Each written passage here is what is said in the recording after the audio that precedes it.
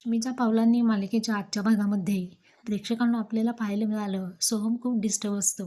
कारण काजलचं लग्न ठरलेलं असतं आणि तोही तिच्यापेक्षा 10 वर्षांनी मोठ्या असणाऱ्या त्या व्यक्तीसोबत.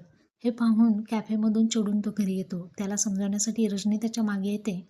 परंतु तो म्हणतो, "अगं आई, मला एकट्याला सोड ना. मला आता सध्या तुझ्याशी काहीही बोलायचं नाही आहे."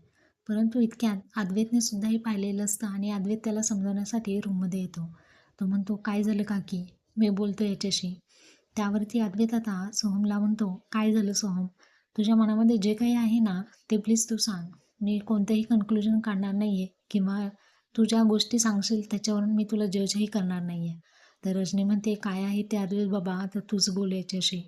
असं म्हटल्याबरोबर रजनी आता तिथून निघून गेलेली आहे आणि अद्वैत हा सोहमच्या मनामधील जे काही असणारं कारणं आहे, तो असं का वागत आहे, याच्याबद्दल तो विचारणा करू लागतो. सोहम आता अद्वैतला सांगू लागतो, की "अरे दादा, तिच्याशिवाय जगणं आता खरंच मुश्किल आहे."